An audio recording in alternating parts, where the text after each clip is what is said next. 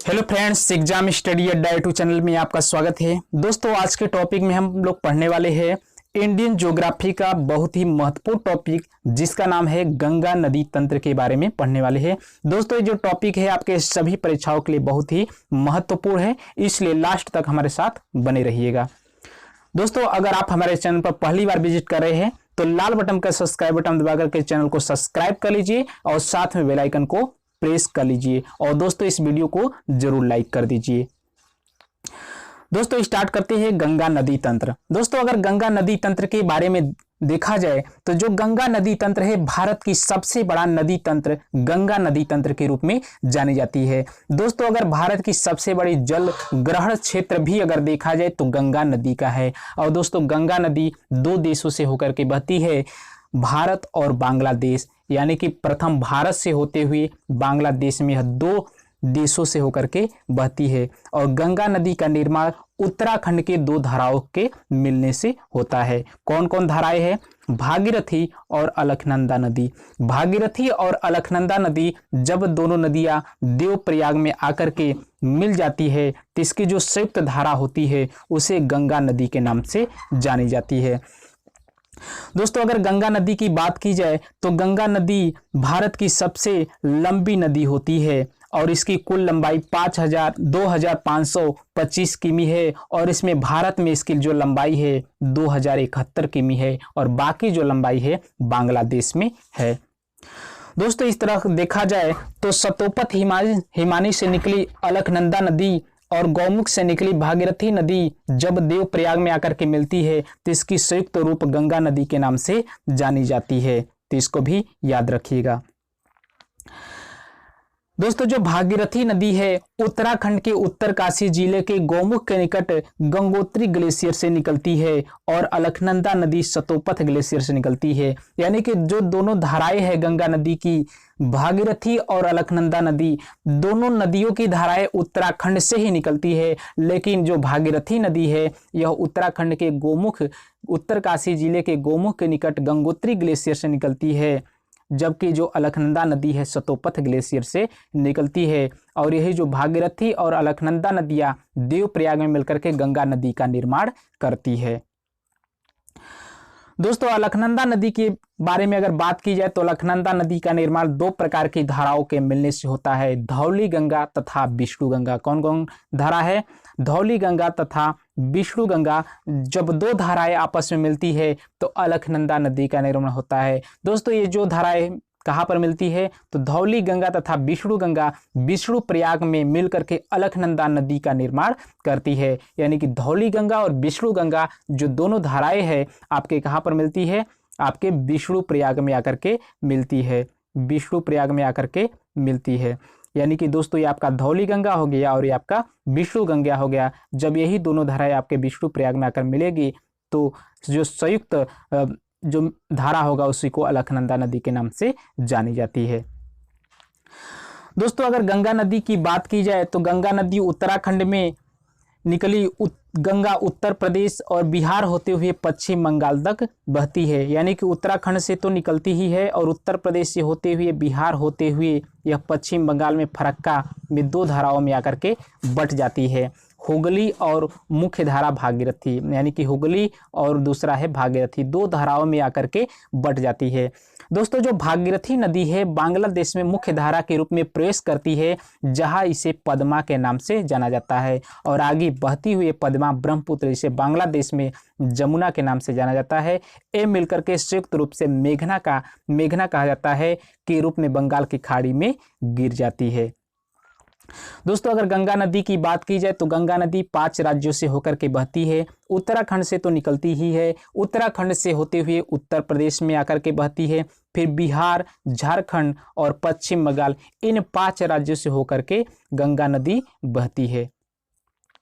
दोस्तों, अगर बात की जाए गंगा नदी की सबसे अधिक लंबाई किस राज्य में है तो सबसे अधिक लंबाई है उत्तर प्रदेश राज्य में है और सबसे अगर कम लंबाई की बात की जाए तो दोस्तों झारखंड राज्य में स्थित है। तो दोस्तों, यहाँ से भी एग्जाम में प्रश्न बनता है कि गंगा नदी की जो सबसे अधिक लंबाई है किस राज्य में है तो उत्तर प्रदेश राज्य में है और सबसे कम लंबाई झारखंड राज्य में है। दोस्तों, सर्वप्रथम गंगा नदी पर्वतीय क्षेत्रों से निकलकर मैदान क्षेत्र हरिद्वार में निकलती है। और पश्चिम बंगाल में गंगा नदी दो वितरकाओं में बढ़ जाती थी, कौन कौन, भागीरथी और हुगली नदी। और इसकी जो मुख्य धारा है भागीरथी नदी बांग्लादेश में प्रवेश कर जाती है। दोस्तों जो हुगली नदी है पश्चिम बंगाल में दक्षिण की ओर बहती हुई बंगाल की खाड़ी में अपना जल गिराती है और कोलकाता हुगली नदी के तट पर स्थित है। और छोटा नागपुर पठार में बहने वाली भ्रंश घाटी की जो दामोदर नदी पूर्व में हुगली नदी से आकर के मिल जाती है। यानी कि दोस्तों जो छोटा नागपुर की से निकलने वाली पठार से जो भ्रंश घाटी की जो दामोदर नदी है यह गंगा के जो वितरिकाएं है हुगली नदी में आकर के मिल जाती है। दोस्तों मेघना जिसे बराक नदी मणिपुर से निकलती है और ब्रह्मपुत्र नदी को बांग्लादेश में जमुना नदी के नाम से जाना जाता है। यानी कि दोस्तों जो ब्रह्मपुत्र नदी है इसको बांग्लादेश में किस नदी के नाम से जाना जाता है, तो दोस्तों जमुना नदी के नाम से जाना जाता है। और पद्मा और जमुना यानी कि इधर से बांग्लादेश में जैसे ही जो भागीरथी गंगा के मुख्य धारा है बांग्लादेश में पद्मा नदी से जाना जाता है, और उधर से जो ब्रह्मपुत्र नदी है उसको बांग्लादेश में जमुना नाम से जाना जाता है। जब पद्मा और जमुना दोनों आपस में मिलती है तो इसकी संयुक्त धारा को पद्मा ही कही जाती है। और दोस्तों गंगा और ब्रह्मपुत्र नदी का डेल्टा विश्व का सबसे बड़ा डेल्टा है। तो यहाँ से भी एग्जाम में बहुत बार प्रश्न बनता है कि जो विश्व का सबसे बड़ा डेल्टा है एक किन दो नदियों पर स्थित है, तो दोस्तों गंगा और ब्रह्मपुत्र नदी पर विश्व का सबसे बड़ा डेल्टा स्थित है। दोस्तों अगर बात की जाए गंगा की सहायक नदियां, तो दोस्तों गंगा नदी तंत्र की बहुत सी सहायक नदियां हैं, जैसे आपका हो गया यमुना, कोसी, सोन, दामोदर जिसे घाघरा को सरयू के नाम से भी जाना जाता है, गंडक, रामगंगा, ये सब गंगा नदी की सहायक नदियां है। दोस्तों अगर बात की जाए गंगा की प्रमुख जो सहायक नदी है यमुना नदी के अगर बारे में बात की जाए तो गंगा की सबसे बड़ी सहायक नदी है जो उत्तराखंड के बंदरपुर चोटी में स्थित यमुनोत्री हिमानी से निकलती है। यानी कि दोस्तों उत्तराखंड के बंदरपुर चोटी से यमुनोत्री हिमानी से निकलती है आपके यही यमुना नदी है। और यहाँ पर प्रयाग में आकर के इलाहाबाद में आकर के यह गंगा नदी से मिल जाती है। यानी कि दोस्तों जो यमुना नदी है ये नदी उत्तराखंड से हरियाणा, दिल्ली, उत्तर प्रदेश में बहते हुए प्रयाग इलाहाबाद में गंगा नदी से मिल जाती है। दोस्तों यमुना नदी का जो प्राचीन नाम है कालिंदी नदी के रूप में जानी जाती है। और यमुना की बहुत सी सहायक नदियां हैं, जैसे आपका हो गया चंबल नदी, यह यमुना नदी की सहायक नदी है। और बेतवा नदी यह भी यमुना नदी की सहायक नदी है। केन नदी यह भी यमुना नदी की सहायक नदी है। फिर इसके बाद ये सब जो तीन नदियां हैं यमुना नदी की सहायक नदी के रूप में जानी जाती है। दोस्तों नेक्स्ट अगर बात की जाए गंगा की सहायक नदियों में यमुना की सहायक नदी में अगर देखा जाए तो चंबल नदी। दोस्तों अगर चंबल नदी की बात की जाए तो ये नदी मध्य प्रदेश के इंदौर स्थित महू क्षेत्र के जाना पाव पर्वत से निकलती है। यानी कि दोस्तों मध्य प्रदेश के इंदौर के महू क्षेत्र के जाना पाव से निकलती है और उत्तर मध्य भाग में बहती हुई ये नदी राजस्थान से होकर के उत्तर प्रदेश की इटावा में यमुना नदी से मिल जाती है। यानी कि यमुना नदी से चंबल नदी किस स्थान पर मिलती है, तो इटावा में आकर के मिल जाती है।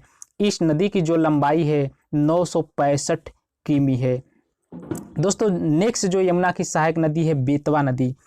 दोस्तों अगर बेतवा नदी की बात की जाए तो मध्य प्रदेश के भोपाल से निकलती है, जो उत्तर पूर्वी दिशा में बहती हुई उत्तर प्रदेश के हमीरपुर में यमुना नदी से मिल जाती है। यानी कि दोस्तों यही है जो मध्य प्रदेश की राजधानी भोपाल से बहते हुए उत्तर पूर्वी दिशा में बहते हुए उत्तर प्रदेश में हमीर से आकर के यमुना नदी से मिल जाती है। दोस्तों ध्यान रखिएगा प्रसिद्ध स्थान सांची बेतवा नदी के किनारे स्थित है। यानी कि जो प्रसिद्ध स्थल सांची है यह भी बेतवा नदी के किनारे पर स्थित है। और सांची में कई बौद्ध स्मारक है। सांची का स्तूप अशोक के 3री शताब्दी ईसा पूर्व में बनाया था, इसको भी याद रखिएगा। दोस्तों अगली जो गंगा नदी की सहायक नदी है कोसी नदी। दोस्तों अगर कोसी नदी के बारे में बात की जाए तो ये नदी नेपाल से हिमालय से निकलती है और बिहार में प्रवेश कर जाती है। यानी कि दोस्तों जो कोसी नदी है यह हिमालय से निकलती है और बिहार में प्रवेश कर जाती है। दोस्तों जो कोसी नदी है यह प्राय अपना मार्ग बदलने के कारण चर्चा में रहती है और इसे आने वाली बाढ़ से बिहार के अधिक मात्रा में तबाही देखने को मिलती है। इसलिए इस नदी को बिहार की शोक नदी के नाम से जाना जाता है। यानी कि दोस्तों बिहार की जो शोक नदी है उसको कोसी नदी को जानी जाती है। ये नदी बिहार के कटिहार में गंगा नदी से मिल जाती है। यानी कि बिहार के कटिहार में गंगा नदी से ये आपकी कौन नदी है, कोसी नदी आकर के मिल जाती है। यानी दोस्तों यही आपकी कोसी नदी है जो नेपाल के हिमालय क्षेत्र से निकलती है और भारत में प्रवेश करते हुए बिहार में आकर के मिल जाती है। बिहार में अधिक मात्रा में तबाही देखने को मिलती है। दोस्तों जो यह कोसी नदी है बिहार के कटिहार में गंगा नदी से मिल जाती है। यानी कि बिहार में एक कटिहार स्थान है, इसी में आकर के गंगा नदी से यह नदी मिल जाती है। दोस्तों नेक्स्ट नदी है दामोदर नदी। दोस्तों अगर दामोदर नदी की बात की जाए तो झारखंड के छोटा नागपुर पठार से निकलती है और पश्चिम में बहते हुए ये हुगली नदी में जा कर के मिल जाती है। दोस्तों यही है आपका छोटा नागपुर पठार से बहते हुए यह पश्चिम की ओर बहते हुए हुगली नदी में आकर के मिल जाती है। इस कारण इस नदी में अचानक बाढ़ आने वाले के कारण इसे बंगाल का अभिशाप भी कहा जाता है। यानी कि दोस्तों यह बंगाल में सबसे अधिक तबाही पैदा करती है, इसलिए बंगाल की जो शोक नदी है दामोदर नदी को जानी जाती है। ध्यान रखिएगा दोस्तों, प्रदूषण के कारण इस नदी का जैविक मरुस्थल कहा जाता है। यानी कि किस नदी को प्रदूषण के कारण जैविक मरुस्थल कहा जाता है, तो दामोदर नदी को प्रदूषण के कारण जैविक मरुस्थल कहा जाता है। दोस्तों नेक्स्ट गंगा की सहायक नदी है गोमती नदी। दोस्तों अगर गोमती नदी की बात की जाए, यही है आपकी गोमती नदी। दोस्तों अगर गोमती नदी की बात की जाए तो यह उत्तर प्रदेश के पीलीभीत स्थित गोमत ताल से होता है, जिसे फुलहर झील भी कहते हैं। एक गंगा नदी की एकमात्र ऐसी सहायक नदी है जिसका उद्गम मैदानी क्षेत्रों से होता है। तो दोस्तों एग्जाम में यहाँ से भी प्रश्न बनता है कि वह कौन सी नदी है जिसका उद्गम मैदानी क्षेत्र से होता है, तो गोमती नदी है। दोस्तों नेक्स्ट है गंगा की सहायक नदी सोन नदी। दोस्तों जो सोन नदी है मध्य प्रदेश के अमरकंटक स्थान से निकलती है और उत्तर की ओर बहते हुए पटना के निकट गंगा से मिल जाती है। यानी कि दोस्तों मध्य प्रदेश के अमरकंटक से बहते हुए उत्तर की ओर बहते हुए पटना में गंगा नदी से आकर के मिल जाती है। दोस्तों याद रखिएगा, सोन नदी और यमुना नदी के बीच जो जल विभाजन का काम करती है उसे कैमूर की पहाड़ियाँ करती है। यानी कि दोस्तों यह आपकी सोन नदी हो गया और यह आपका दोस्तों यमुना नदी हो गया। इन दोनों के बीच जो जल विभाजन का काम करती है कैमूर पहाड़ियाँ करती है। इसके अलावा गंगा की सहायक नदियों में घाघरा, जिसे सरयू नदी के नाम से भी जाना जाता है, और गंडक नदी गंगा के बाएं तट पर आकर के मिलती है। दोस्तों अगर गंगा नदी के महत्वपूर्ण पॉइंट की बात की जाए तो गंगा कौन सी नदी गंगा के दाएं तट पर और कौन सी नदी गंगा के बाएं तट पर आकर के मिलती है। तो दोस्तों अगर गंगा के बाएं तट पर जो मिलने वाली नदियां हैं, गोमती हो गई, गंडक हो गया, घाघरा हो गया, कोसी हो गया, ये सब जितनी भी नदियां हैं गंगा के बाएं तट पर आकर के मिलती है। दोस्तों अगर बात की जाए गंगा के दाएं तट पर कौन कौन सी नदियां आकर के मिलती है, तो यमुना, सोन, टोंस, यानी कि 3 नदियां हैं, यमुना, सोन, टोंस, ये 3 नदियां गंगा के दाएं तट पर आकर के मिलती है। दोस्तों याद रखिएगा, गंगा नदी को 2008 में राष्ट्रीय नदी का दर्जा दिया गया और गंगा के किनारे बसा सबसे बड़ा जो शहर है कानपुर है। यानी कि दोस्तों इसको भी एक इम्पोर्टेंट पॉइंट को याद रखिएगा। दोस्तों गंगा नदी का जो प्रवाह क्रम की अगर बात की जाए तो गंगा नदी का जो प्रवाह क्रम है उत्तराखंड से निकलती है, उत्तर प्रदेश, बिहार होते हुए पश्चिम बंगाल में इसका जो प्रवाह क्रम सबसे अधिक माना जाता है। तो दोस्तों आज के वीडियो में बस इतना ही। दोस्तों इससे रिलेटेड प्रश्नों को नेक्स्ट वीडियो में हम लोग स्टडी करेंगे। दोस्तों यह वीडियो अगर आपको अच्छी लगी हो तो इस वीडियो को लाइक बटन दबा करके वीडियो को लाइक कर दीजिए। अगर आप एग्जाम स्टडी अड्डा चैनल पर नए हैं तो नीचे लाल बटन का सब्सक्राइब बटन होगा, उसको दबा करके साथ में बेल आइकन को प्रेस कर लीजिए ताकि इसी प्रकार से जीके से रिलेटेड अपडेट मिलती रहे। दोस्तों इस वीडियो को अपने दोस्तों को जरूर शेयर कीजिए। दोस्तों फिर मिलेंगे एक नए वीडियो के साथ, तब तक के लिए धन्यवाद, थैंक यू।